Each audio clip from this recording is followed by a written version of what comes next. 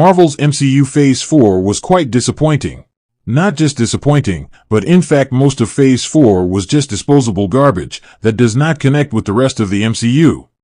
Movies like Captain America Winter Soldier and Captain America Civil War set up the Avengers films, peak MCU, unlike Thor Love and Thunder or even Eternals. That has nothing to do with the rest of MCU, just plain boredom.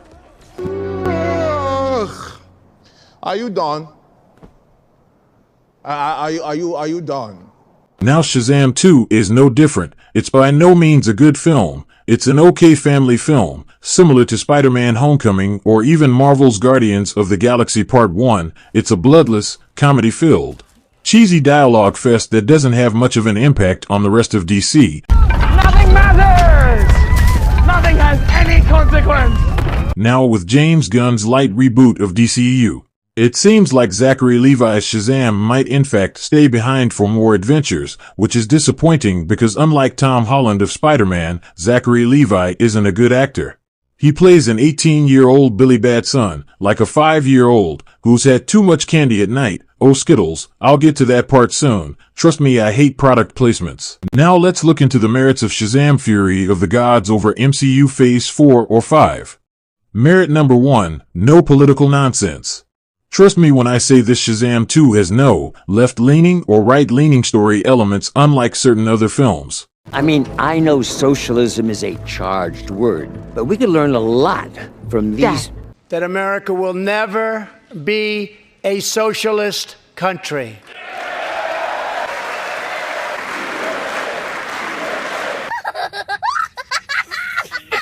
In today's world filled with blue-haired demons and obese TikTok SJWs, it's extremely difficult for movie studios to make a good watchable superhero cinema experience. This is the neighborhood, and you are not welcome.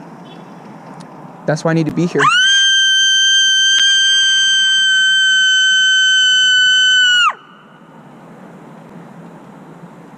You need Jesus, ma'am. They have to rely on political pandering and spoon-feeding leftist or communist-likened themes in order to meet market demands. Whether it's the entire Bill Gates and World Economic Forum's reduced population or limited resources.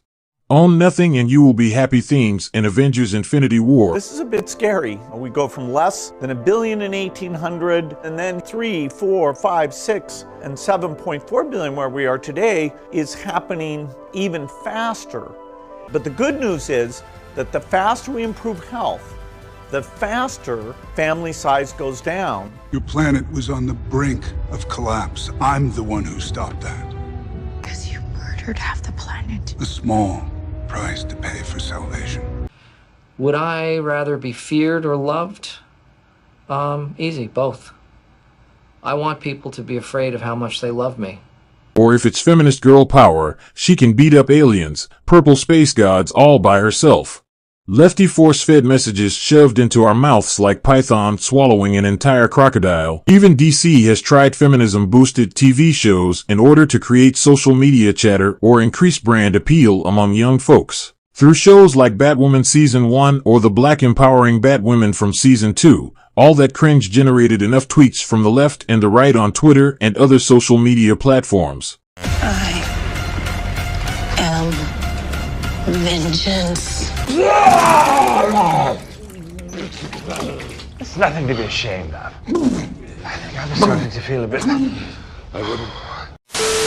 So you were saved by Batwoman. But she's so... cringe. There.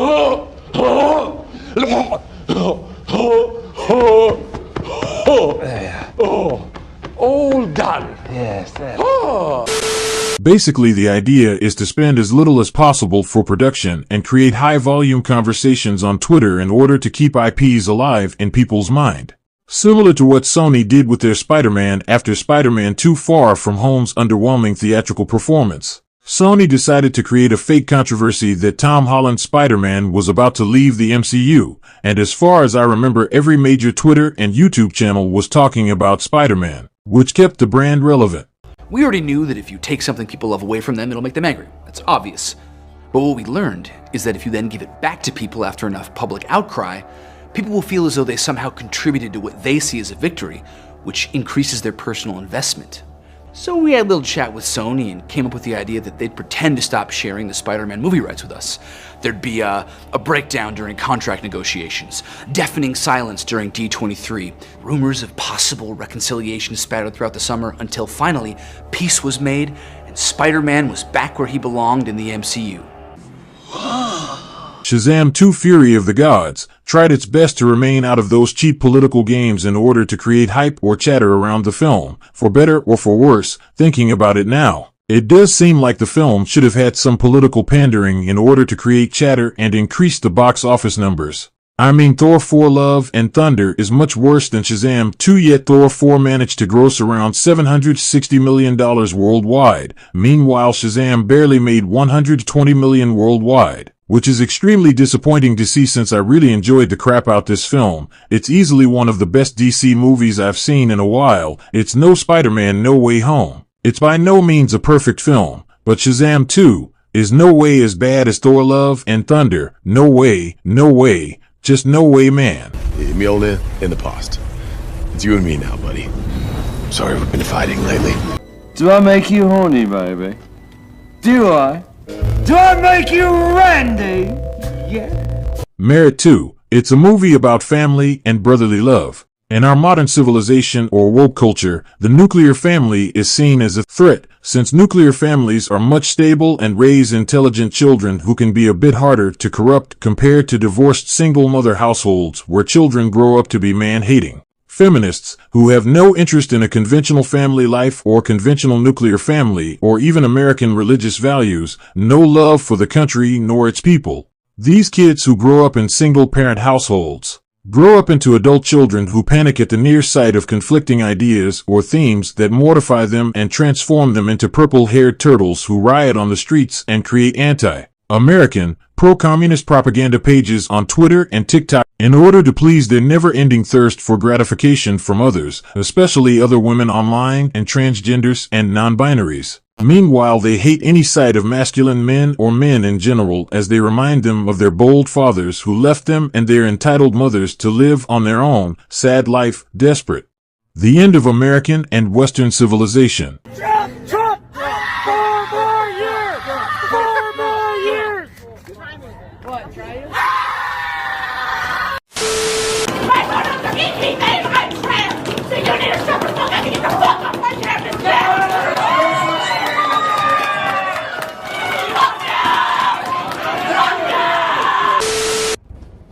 Not quite my tempo. It's all good. No worries. Here we go. Shazam 2. Even though it's not about blood lineage, the heart of film is the familial bond and brotherhood. Man, the sheer camaraderie between Billy Batson and Freddie Freeman is quite refreshing to see compared to certain other siblings in certain other franchises that I would not name. All I ever wanted was you and Odin dead at my feet.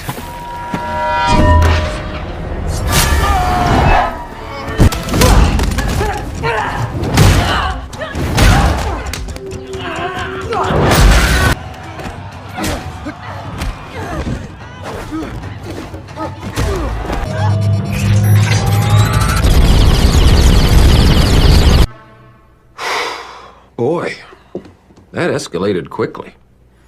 I mean, that really got out of hand fast. It's hilarious how horrible anti-male and anti-nuclear family Marvel films have become. Every MCU film is about a father who hates their children or their wives. It's almost like Marvel and Disney are aware of who these films are targeted towards, whiny women and man-childs who hate their fathers. Meanwhile, the characters have the most love and respect for their single mothers. I'm telling you, and fast. It's hilarious how horrible anti-male and anti-nuclear family Marvel films have become. Every MCU film is about a father who hates their children or their wives. It's almost like Marvel and Disney are aware of who these films are targeted towards, whiny women and man-childs who hate their fathers. Meanwhile, the characters have the most love and respect for their single mothers. I'm telling you, Marvel and Disney are openly aware of their target audience and America's anti-nuclear family wokeism. Usually you have families that are sticking together. You have, people are taught to work hard in school, not get into trouble. I think that translates to why Asians en masse are successful. Not have kids out of wedlock, not, commit crime, not cause trouble. Nuclear family Family was made by the U.S. government in the 1950s. And let me tell you, that was specifically to marginalize women. You serious? Even the bond and respect between Billy and his sisters are something that's completely missing from mainstream movies nowadays. It's funny yet so adorable. Don't get me wrong, it's still a superhero film with flying dragons, gods fighting each other in an American city. Yet the film still had strong conventional familial elements, which I believe would be a good message for young children when they do watch the Shazam 2. Merit number 3, comedy. Good comedy scenes and scenarios are quite tough to pull off. The best comedy movie that I've seen are the Hangover movies. They were a lot of fun, R-rated, alcohol and drug-induced. But fun it was nevertheless. I mean, yes, Alan as a character could only exist in a cartoon movie like The Hangover. Yo, look. I'm feeling kind of drowsy. Don't do drugs without me. He's jacking his little weenus. Pull yourself together, man. Such truly laughter-generating comedy have completely vanished from cinema forever. Now all we get these woke day or woke-friendly pretend comedy from Marvel and Disney. Quippy one-liners that teenagers on TikTok constantly stitch in videos directed at other TikTokers in order to run past content saturation. This isn't cinema-level comedy. In olden days, we used to call that cringe comedy, the kind of comedy that people like Amy Schumer and Chelsea Handler promotes through their horrendous Netflix specials. I watched some. I say I don't want to be a mother, but I wouldn't mind being like a divorced dad, you know? I could crush that role, coming in hot at like 50% all the time. Why are you laughing for? What, Chris, why are you laughing for? Why are you laughing for? I'm being serious. I'm being serious. No, you see, I'm talking facts here. I don't do if, buts and maybes. I do absolutes. I really respect you guys for coming out, because if you follow me on Instagram, you're probably like, is this bitch in the hospital? Is she gonna be there? Yeah. How is that funny? What's funny about that? How do you do as a greeting? Why is that funny? Why are you laughing? I don't know. He was laughing. Did you have fun? Did you laugh? Or did your soul just evaporate from all the heated passive-aggressive, Twitter or TikTok-level comeback battles? Either way, this is exactly what Marvel and the MCU have become nowadays. Every character has to crack a quippy one-liner every 10 seconds in order to keep the audiences from realizing how they're wasting their time and their hard-earned money by watching Disney and Marvel films in IMAX 3D. Trust me, it's not even worth it. These films have become a shadow of their former selves. In the past, some characters like Tony Stark or maybe even Rocket Raccoon used to be the quippy one-liner types. It used to be fun to see one character that didn't give a damn about the overly dramatic storylines or just pure bad CGI from past MCU films, but now every character has become the clown. Thor is no different from Star-Lord now, or maybe even worse than Drax with all his stupidity. I'd even argue that Drax is much smarter and maturer than Thor currently, which is saying something. Put short, it's not working. Comedy isn't working at all in the MCU Phase 4 and 5. On the other end, Shazam 2: Fury of Gods genuinely had some moments in the film where I laughed out loud, sometimes at the character and their funny banters. It was enjoyable and not mean-spirited at all. Merit number 4, the female characters. The women character in the MCU have now morphed into overly powered feminist girl bosses who are better than all the men combined, or they are just more powerful and superior. The male characters are ridiculed and made fun of in the name of female empowerment and feminist girl bossing.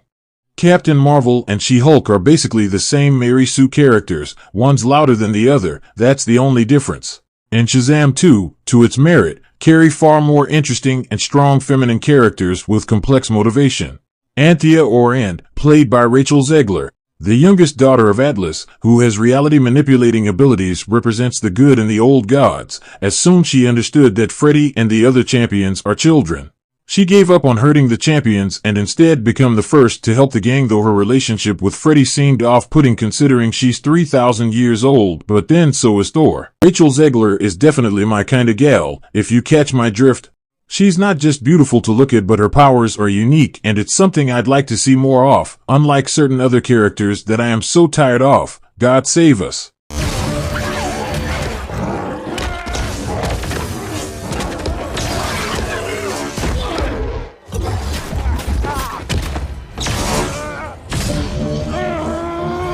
Helen Mirren as Hespera, she not only made sense, it almost felt like she was avenging the death of her parents and her world. If the film wasn't titled Shazam, I would have called Hesper as the protagonist, just like John Wick. Hespera is the oldest daughter of Atlas, who has elemental abilities. She could control water, metal, fire, and earth.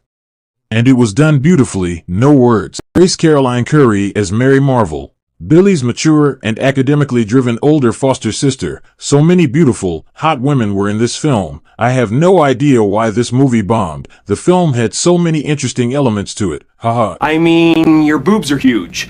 I mean, I want to squeeze them. Mama! It's hot. Yes, she is. Mary wasn't the leader of the team, but she was the resourceful one, the one Billy would look up to. She never ridiculed all men in order to boost about some random feminist message. She didn't make any male characters feel left out. In fact, she was caring and supportive of Billy and the other foster kids. Darla Dudley, Billy's youngest sister, was one of my favorite characters from the first Shazam movie, but the performance of the actresses in the film seemed off. Probably had a lot to do with those unnecessary Skittles commercials in the film. I cringed for the actors performing overlying childish acting. The character was still a supportive and contributing member of the team. Billy's mother or even Wonder Woman's presence didn't seem like a feminist Mary Sue representation. In fact, I really enjoyed her cameo and the quick banter between Billy and Diana Prince. Where did all this charm go when you made Wonder Woman 2, Gal Gadot? I'd love to forget Wonder Woman 1984. The female characters didn't belittle the male characters at any point for being men. Hespera criticized Billy for being a child, and that only seemed fair with his childish decisions. Unlike certain other Disney characters. How about a handshake? I'm Veers. People call me the Don. Wow.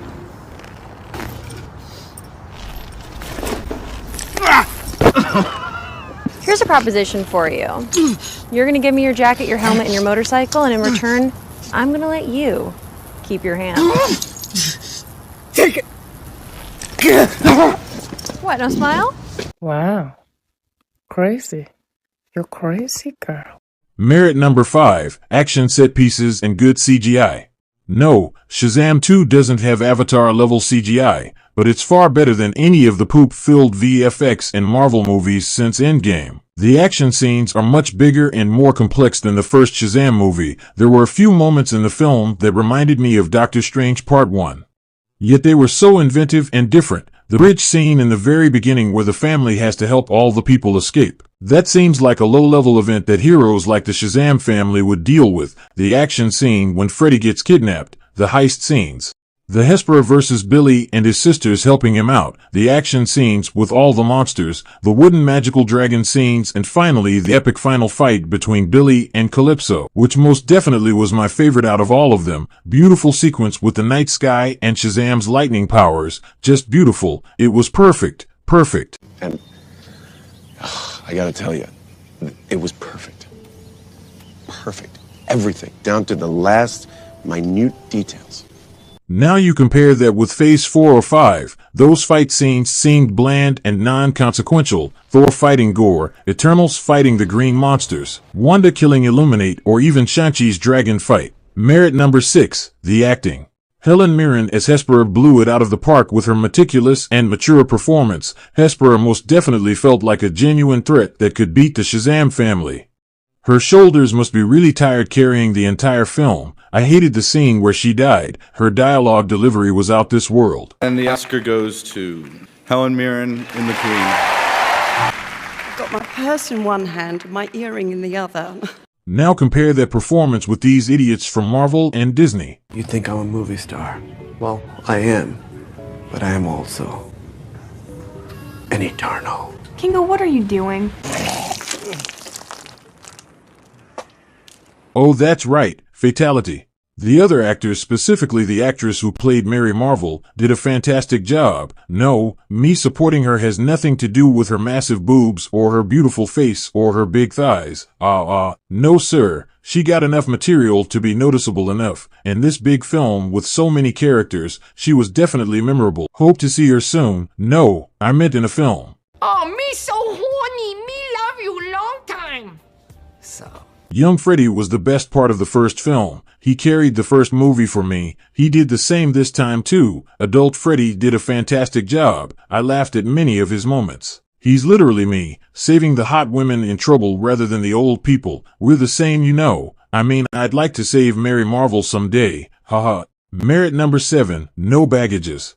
Unlike Marvel movies, these days, you don't have to watch 50 movies and 50 TV shows in order to understand all the characters. Watching Shazam 2 doesn't require anything. In fact, you don't even have to watch the first one. Shazam literally addresses the events that led to the second movie as quickly as 10 seconds, which makes it easier, I'm sure, for new audiences. That's too good of the director and writers. Don't have to constantly Google key details during the cinemas. Now to the bad part. I do believe I should quickly cover the demerits of the film. Demerit number 1, Zachary Levi. Yes, he shouldn't play Shazam anymore. He's too old, and he plays 18-year-old Billy like he's 3. Hey guys, you ready to let the dogs out? What? Do what? Let the dogs out. You know, like, who let the dogs out? Who? Who brought this guy along? The younger actor seems right and fit to take over the role from Zachary Levi. In fact, I would even argue that Asher Angel is a better actor than Zachary. James Gunn should have fired this idiot instead of Henry Cavill or Ben Affleck. This Chungus can't act, nor can he do emotional or comedic scenes. Just get rid of him. Marvel actors are usually on point with this. They are all suited for the characters they play, even Brie Larson. Is that like a personal attack or something? Demerit number 2 and the final one, product placement. Now I don't mind the producers making some money by promoting a brand. In fact, even Avengers Endgame had multiple product placement. Marvel movies in general have infinite brand deals.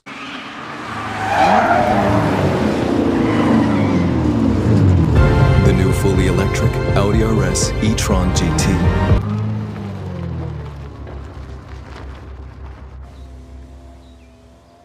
By the long face. Let me guess, he turned into a baby. Is that Axe body spray? Yeah, I had a can on the desk for emergencies. Relax. Can we focus, please? But this one was too memorable, to a point where the scenes felt like a parody. The scene with the Skittles just wouldn't stop. They went on and on and on and on and on and on and on and on. Kill me already. I would argue that Shazam 2 Fury of Gods is far better than Eternals, which made $400 million. Shazam's family seems genuine, unlike the fake Justice League knockoffs in Eternals. They pretended to be a family. They weren't even a good team. The actors had no chemistry, nor do I want to see them again. At the same time, Shazam family felt real and authentic. A diamond among all the plastic. The actors themselves had great chemistry, unlike Disney's idiots. The actors, I'd argue, were also extremely attractive and young compared to Marvel's ugly grandpas and grandmas. I mean, how old is Angelina Jolie? Women looks like she's 70, with 30-plus facelifts from China. Give me a break. The magic in the usage of lightning and other superpowers felt useful and entertaining compared to, let's say, Thor: Love and Blunder made by the great Taika Waititi. The action scenes had purpose and gravitas. Both the leads were complete idiots. Adult Shazam being as childish as possible, but there were times when the director of Shazam 2 showed us a more serious and emotional side of Billy Batson. The fear of being kicked out of your own home. Taika Waititi made a complete joke out of Thor, almost like he hated the character. We use our hearts and our minds to defeat the enemy with minimal loss or damage. Quantumania was promised to be a great introduction to Kong the Conqueror, promised by Marvel and Kevin Feige and even the director and writers, but in reality the blue idiot got beat by ants. The end credits even ridiculed Kong to B-movie level. I'd argue that Helen Mirren's performance flew above that of Jonathan Majors. Hesper seems like a bigger threat to DC than Kong ever did. Kong was another generic Marvel villain. Hesper could make threats and even back them. Meanwhile, the blue Chungus got bested by regular house ants. Fuck off, Disney. You've ruined Marvel Studios. Shazam Fury of the Gods is no Spider-Man No Way Home. Absolutely not. But it's no Black Panther Forever. I have to say this. I don't care about Chadwick Boseman. I believe the character simply should have been recast with another great black actor, but Marvel and Disney choose to promote the film as a tribute to Chadwick for financial reward, a strategy used by Fast and Furious to make $1 billion film and even Dark Knight, yet Black Panther couldn't even break the records of the first one. Beyond Chadwick's tribute, there was nothing of substance in the film. The movie felt empty and boring, unlike Shazam 2. I'd argue Shazam 2 is a much more entertaining and engaging film than Black Panther 2 Wakanda Forever. I Hate Shang-Chi felt like an already seen Jackie Chan movie with CGI in them.